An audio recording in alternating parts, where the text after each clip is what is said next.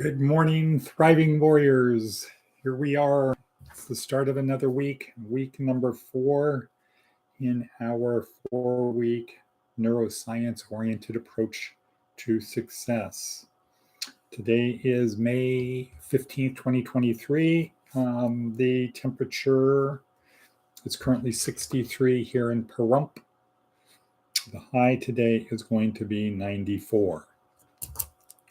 So 63 to 94. Okay, 31 degree temperature swing, about a 50% increase in the temperature from low to high. Okay, cool. Well, it was a great Mother's Day, I hope, for everyone out there.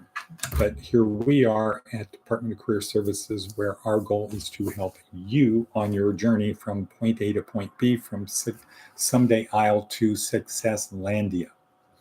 How do we do that? Well, we do it through a series of easy to collect, a lot of activity. Good morning, Charlene. Good morning, Todd. Well, we do it through a series of little morsels that can be scooped out of the metaphorical virtual sea, that can be easily captured, eaten, providing quick nourishment for the soul and the mind and the body, etc. Okay. Those morsels, there's about 17 of them included down below in the description. Please subscribe, please share, please click on the bell. What am I missing? Like, thumbs up. Yeah, please do all of that.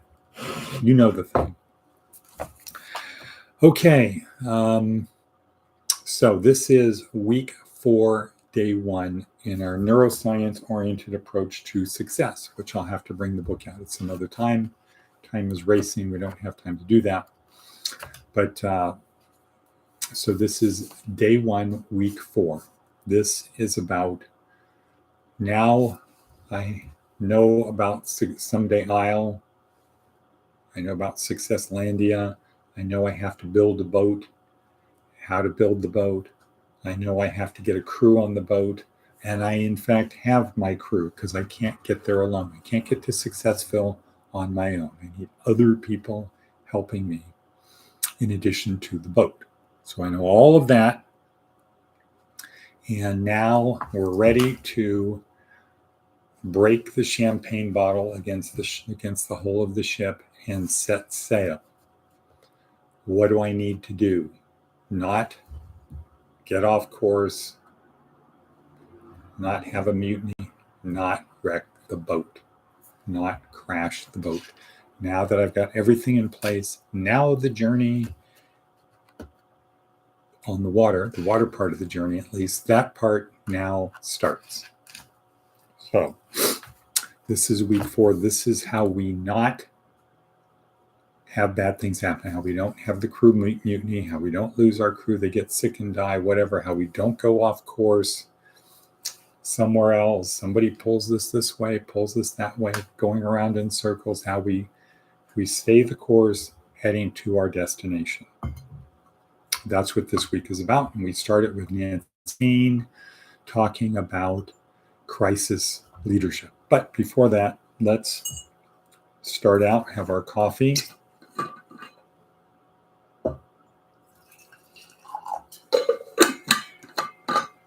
Got our coffee.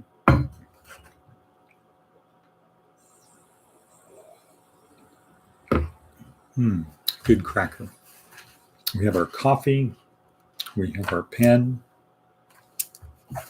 We have our book, because we need to write things down. We need to remember it. We need to have it like a journal. It's not enough just to observe the video. Good morning, Diana. Physically, mentally, emotionally, spiritually, don't crash the car. Right. Well, we're not doing a car anymore. We're doing a boat. So first things first, coffee. We have that, our pen, our paper. And now our next simple little morsel, scoop it out of the sea. Chomp, chomp, chomp. It is advice from a 90-year-old. Advice from a 90-year-old. Where is that? Where's that advice? Okay, well, it's over on this page. Advice from a 90-year-old. Never deprive someone of hope. It might be all they have. Never deprive someone of hope. It might be all they have.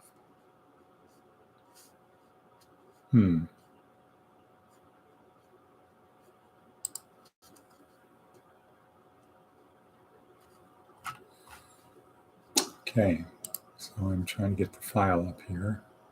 There we go. Okay, so now I can read it better. Never deprive someone of hope. It might be all they have.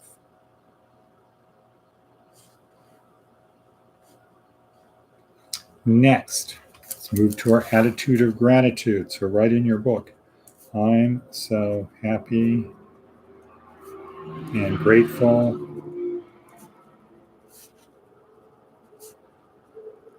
now that blank. I'm so happy and grateful now that blank. And then ask yourself, what am I so happy and grateful for right now?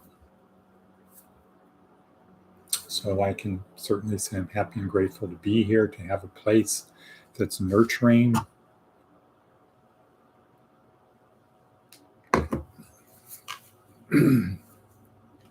The opportunity to make something happen today. That Charlene is back. Charlene is back.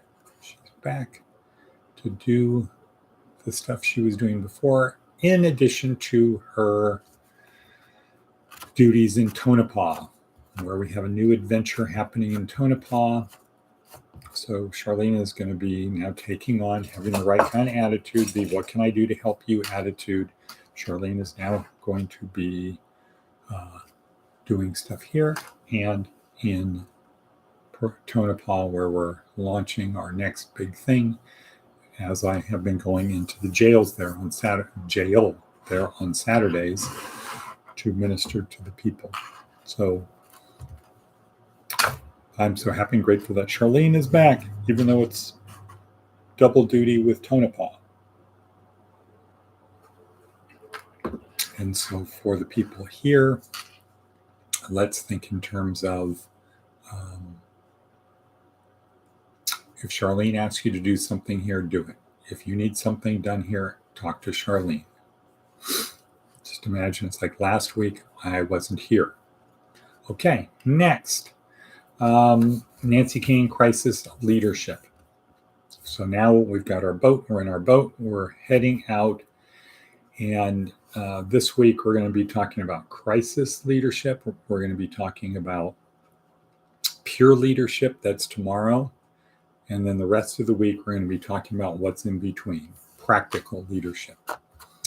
But we're starting with the crisis leadership, and it's Nancy Kane, Professor Nancy Kane from Harvard University, who's a not sponsor, she's a contributor and has been a very strong supporter of the women, especially in our program, since like 2015, 2016.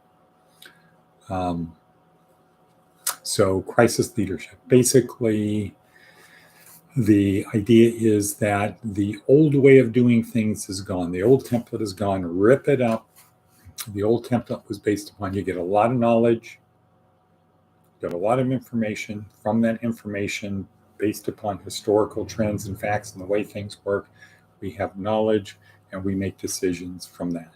Well, the world is changing very fast now because of VUCA. Volatility, uncertainty, complexity, ambiguity. The world is changing ever faster, so we got to rip up the old model, and we need to have a new model where we have some information that we can turn into some knowledge, but we have wisdom and experience to help us figure out what to do now in the circumstances now. And she uses some examples from her book, which I should bring in here, from her book. I can't remember the name of it, Crisis Leadership, or no, it's not that. Anyway, from her book, which Diana has a copy of. Diana, if you can put the title of that book in the notes.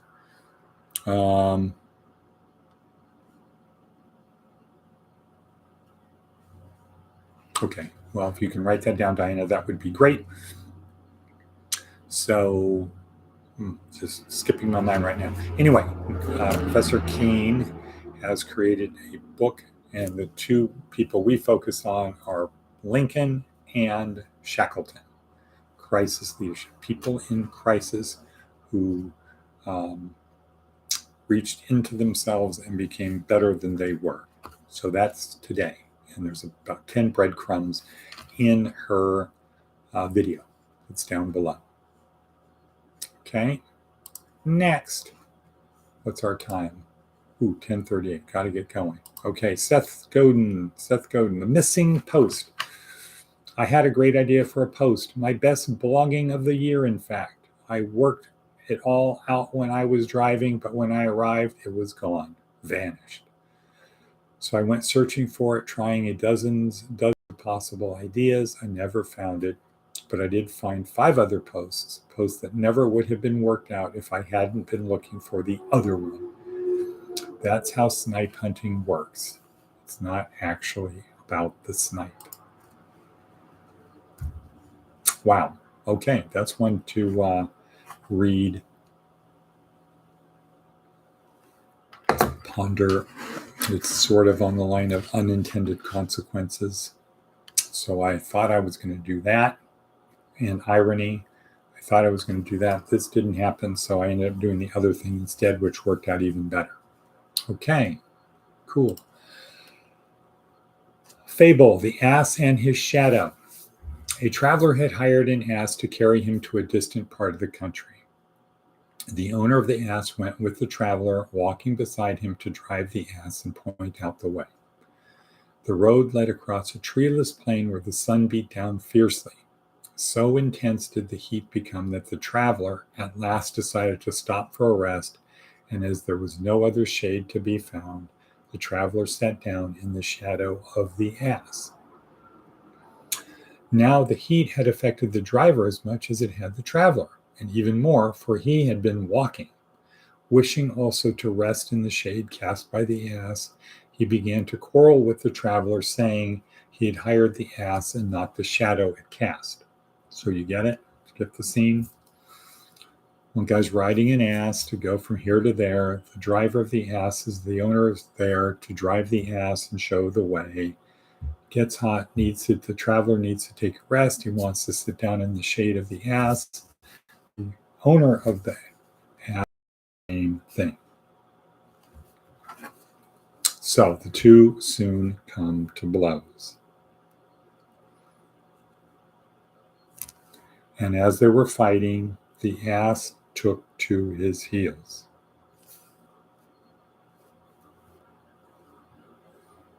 I got to turn off the camera notification in the kitchen. Okay. The two soon came to blows, and while they were fighting, the ass took off. Now what? Now, not only did they not have any shade, they didn't have any transportation out of the thing, or they'd have to run after the ass. So not a good situation.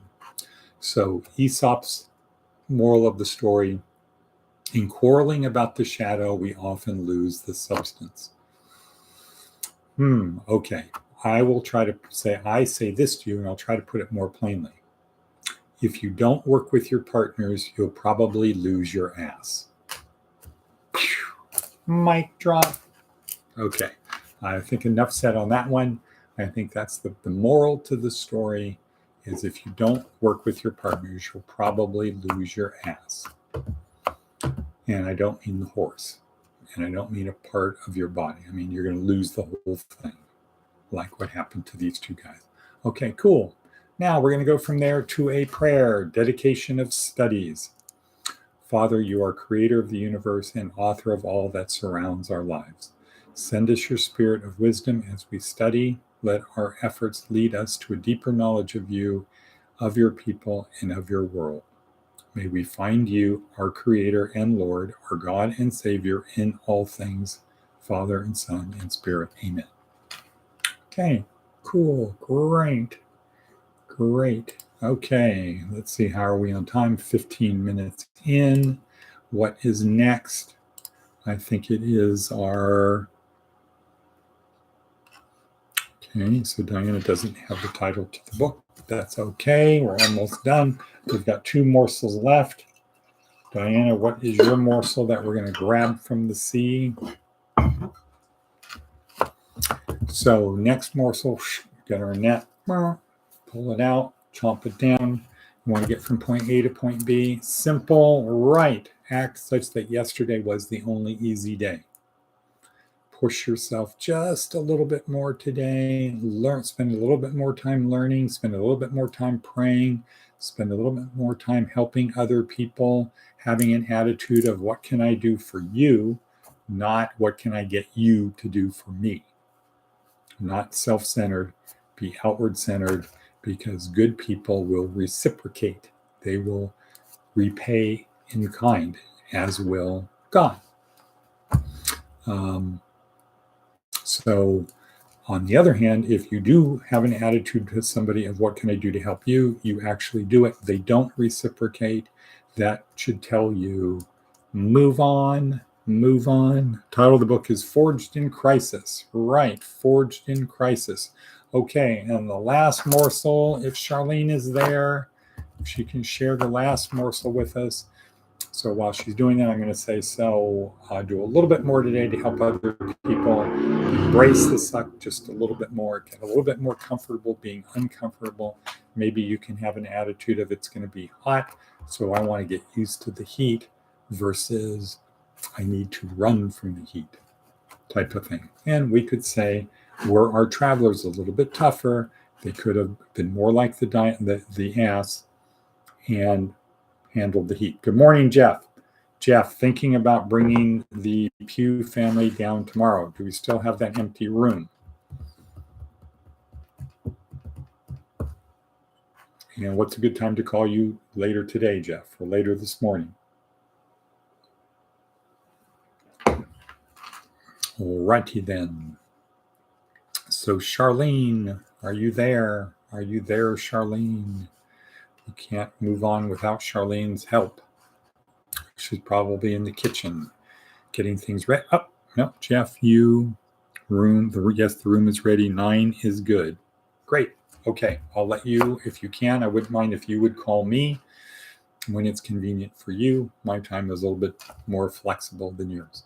But thank you. And Diana, my plan is to be out there just after lunch.